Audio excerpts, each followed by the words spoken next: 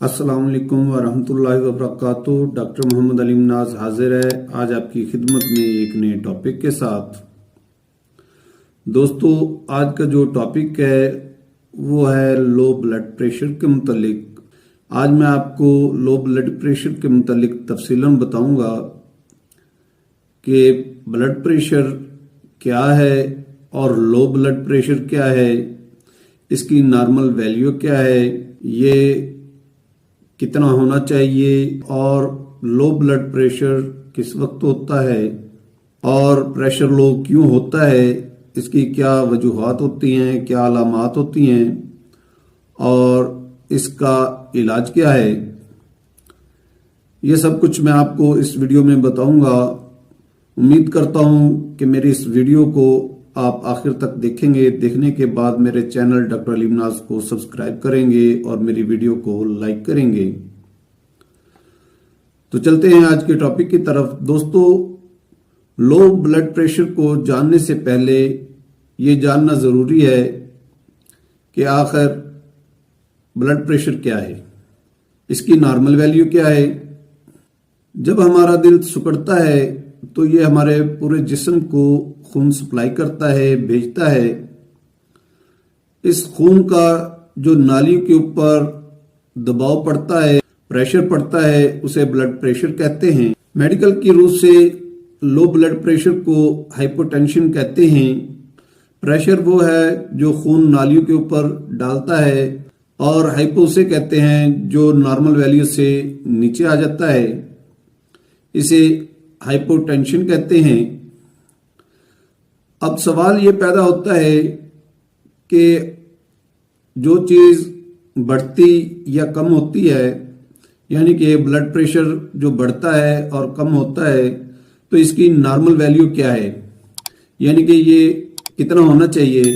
तो इस सवाल का जवाब ये है कि ब्लड प्रेशर की नॉर्मल वैल्यू 120/80 है, यानी कि 120/80 होना चाहिए, यानी कि सिस्टोलिक 120 होना चाहिए और डायसिस्टोलिक 80 होना चाहिए। सिस्टोलिक उसे कहते हैं जब ब्लड को दिल जिस्म की तरफ भेजता है, उसका जो प्रेशर है उसे सिस्टोलिक कहते हैं, और जब दिल यानी कि हार्ट जब रिलैक्स होता है तो उसे डायसिस्टोलिक कहते हैं। नॉर्मल वैल्यू, जैसा कि मैं पहले बता रहा था कि नॉर्मल वैल्यू 120/80 है। अगर 90/60 से कम हो जाए तो इसे हम हाइपोटेंशन यानी कि लो ब्लड प्रेशर कहेंगे। ऐसी सूरत में पेशेंट को ट्रीटमेंट की जरूरत होती है। ब्लड प्रेशर लो होने की जो वजूहात हैं वो मैं आपको बताता हूं। ब्लड प्रेशर कई वजूहात की बिना पर लो हो जाता है। इसमें शुगर की कमी की वजह से बाज़ लोगों का शुगर लेवल कम हो जाता है, उस वजह से भी ब्लड प्रेशर लो हो जाता है। नमकियात की कमी से ब्लड प्रेशर कम हो जाता है। डायरिया की वजह से ब्लड प्रेशर लो हो जाता है।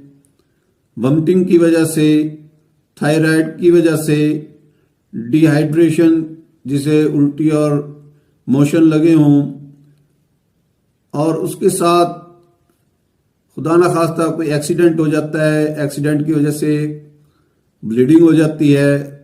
तो ब्लीडिंग की वजह से अगर अंदरूनी कोई चोट लग जाती है, अंदर ब्लीडिंग हो जाती है या अल्सर हो जाता है उसकी वजह से। इसके अलावा हार्ट प्रॉब्लम की वजह से, यानी कि दिल की किसी प्रॉब्लम की वजह से, आयरन की कमी यानी अनीमिया की वजह से, ये ज्यादातर जो अनीमिया की वजह से लो ब्लड प्रेशर होता है खवातीन में होता है, खसूसन बाज़ औक़ात प्रेगनेंसी के दौरान होता है। इसके अलावा अगर दिल जिस्म को सही तरीके से खून सप्लाई नहीं कर रहा तो उस वजह से भी ब्लड प्रेशर लो हो जाता है। और मेडिसिन की वजह से, क्योंकि कई अद्वियात ऐसी हैं जो कि ब्लड प्रेशर को लो करती हैं, इस वजह से भी ये लो हो जाता है। लो ब्लड प्रेशर वाला मरीज शॉक में भी चला जाता है, यानी कि उसका बहुत ज़्यादा अगर ब्लड प्रेशर कम हो जाए तो पेशेंट शॉक में चला जाता है, वो उसके लिए ज़्यादा खतरनाक होता है। अब मैं आपको लो ब्लड प्रेशर की अलामात बताता हूँ। लो ब्लड प्रेशर की अलामात में चक्कर आना, उल्टी आना, कमज़ोरी महसूस होना, किसी काम को दिल ना करना, और ऐसा शख्स जिसका ब्लड प्रेशर लो हो और वो बैठकर उठता है तो उसे चक्कर आ जाता है या फिर आंखों के सामने अंधेरा हो जाता है।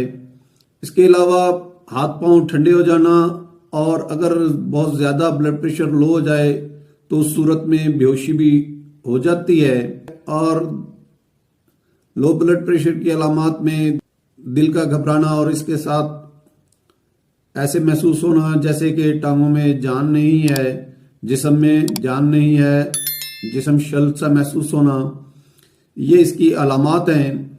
मेडिसिन बताने से पहले मैं आपको कुछ टिप्स देता हूं। अगर खुदा न खास्ता ऐसी सूरत हाल हो जाए, लो ब्लड प्रेशर हो रहा हो और कोई डॉक्टर मुयस्सर ना हो फिर फौर, तो ऐसी सूरत में निमकोल वाला पानी इस्तेमाल करें, और या फिर पानी को उबाल कर ठंडा कर लें और उसमें 1 चम्मच नमक और 4 चम्मच चीनी के मिलाकर महलूल तैयार कर लें, उसका इस्तेमाल करें। ये चीज़ें इस्तेमाल करने से बीपी कुछ कंट्रोल हो सकता है, लेकिन इसके लिए प्रॉपर ट्रीटमेंट की ज़रूरत है। अब मैं आपको लो ब्लड प्रेशर का ट्रीटमेंट बताता हूँ। होम्योपैथिक एक बेहतरीन तरीका इलाज है जिसमें अलामात के तहत इलाज किया जाता है। होम्यो मेडिसिन में जेल्सीमेम 30 में जब ज़्यादा थकावट महसूस हो रही हो तो बहुत अच्छा काम करती है। वेसिकम अल्बम इसके साथ इस्तेमाल करवाई जाती है।